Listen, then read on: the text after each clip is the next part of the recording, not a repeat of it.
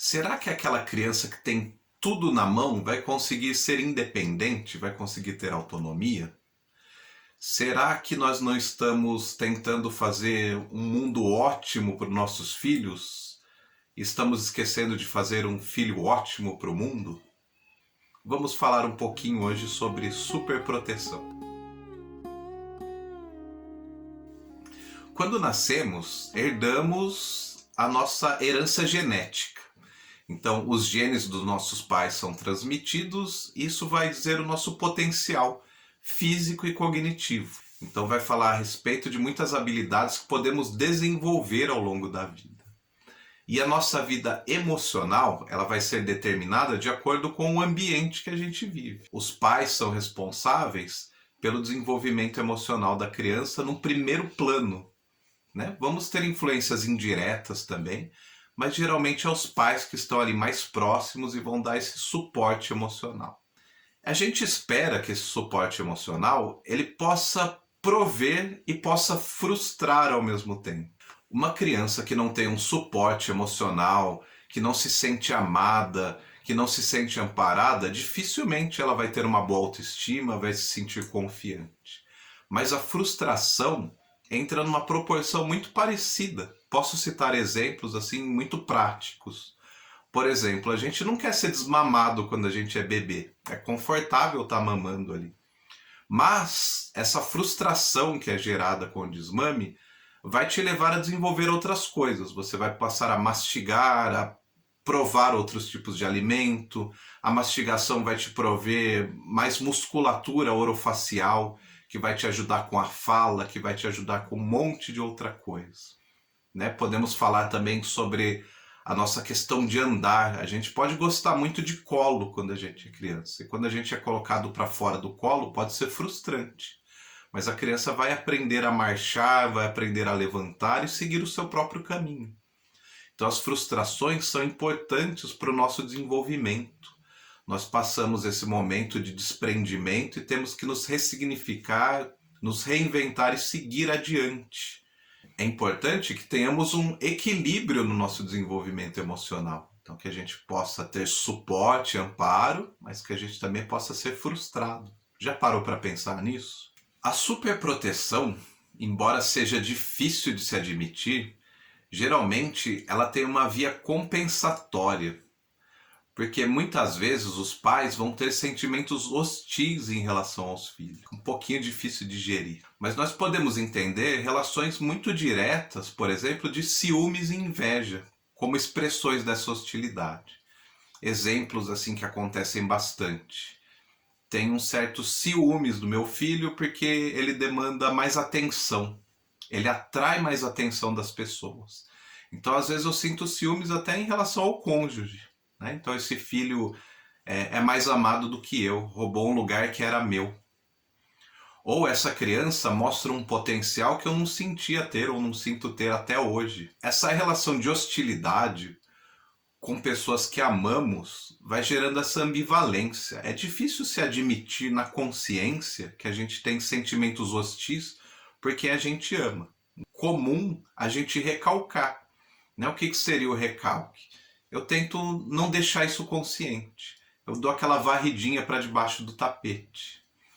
Só que como Freud já dizia lá desde o início da psicanálise, o recalcado tem essa tendência de retornar. E como é que vai se retornar o recalque? Através da superproteção. Então vamos imaginar assim, a criança sai para brincar, ou vai para a escola, ou o adolescente, ele está fora de casa, a pessoa começa a fantasiar um monte de tragédia. Aquele medo de assalto, o medo de violência, o medo de que alguma coisa ruim aconteça com essa criança, com esse adolescente. Isso vai emergindo da fantasia como uma expressão disso que está recalcado, está ali no ambiente da fantasia e é colocado para fora, então, a partir de uma racionalização. Ou seja, vamos tentando encontrar motivos factíveis, motivos que estão no mundo real. Hoje em dia o mundo é muito violento, hoje em dia não se pode confiar em ninguém lá fora. Isso vai dando vazão para que a gente lide com essa hostilidade que é nossa mas que a gente vai colocando no ambiente externo, numa certa desculpa. Vamos então entender as consequências emocionais que uma superproteção pode causar. Pensando assim que no seu desenvolvimento a criança tem sempre algo pronto à sua mão, está sempre protegida, ela não tem que enfrentar situações. Automaticamente ela vai também internalizando que ela é incapaz de resolver as situações, que ela precisa que alguém faça essa mediação. E a gente sabe que no nosso desenvolvimento a gente vai ter que ter autonomia, né? Em algum momento tem a tendência das pessoas quererem namorar, das pessoas quererem arrumar um trabalho. A gente vai ficando cada vez mais descolado das figuras paternas. E para quem foi muito super protegido, vai se tornar muito difícil ter a confiança de que ele pode suportar as frustrações.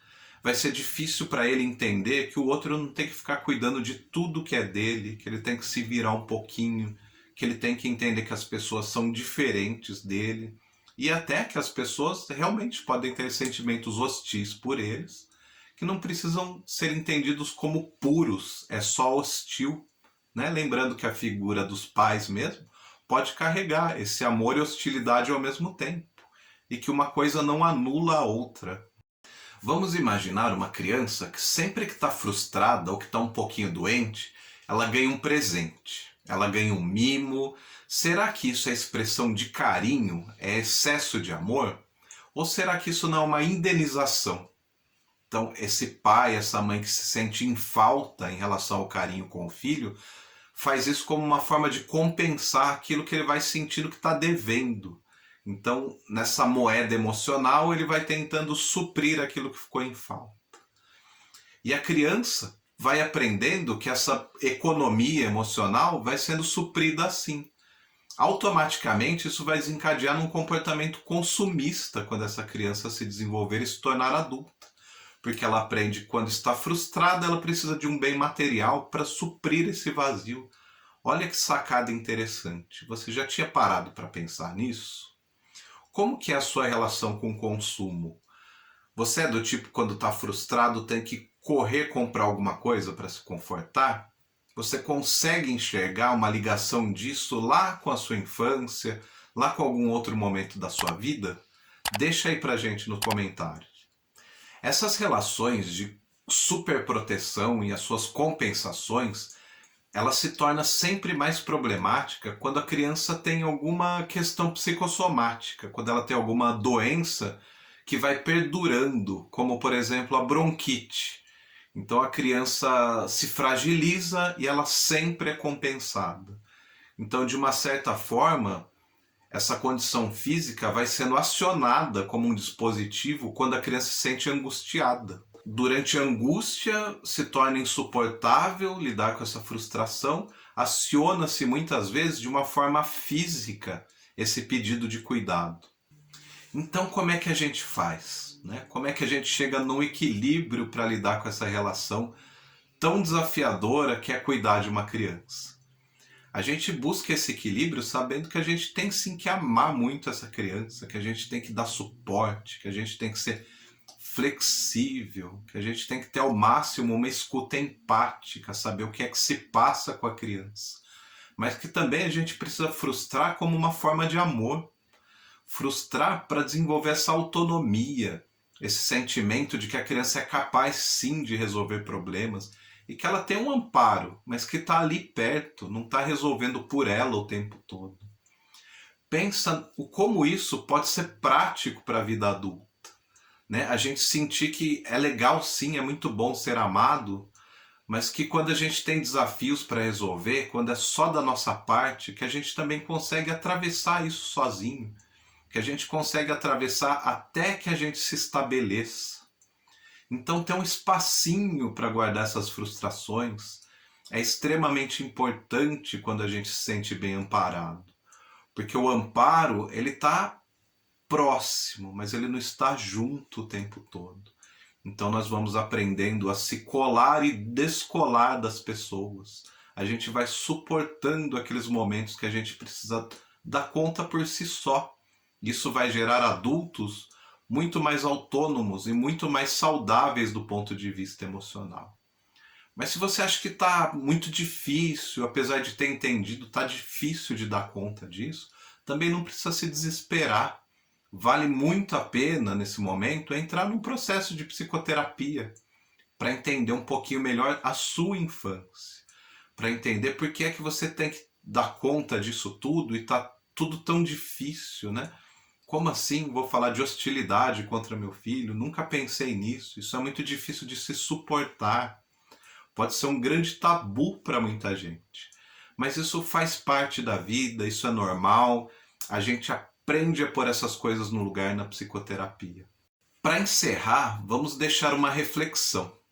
Será que a gente não está querendo preparar demais o mundo para os nossos filhos e preparando de menos os nossos filhos para o mundo? Se você está me vendo aqui pelo YouTube pela segunda ou terceira vez, considere se inscrever no canal. Aqui o nosso interesse é falar sobre psicologia e psicanálise de uma forma simples e descomplicada.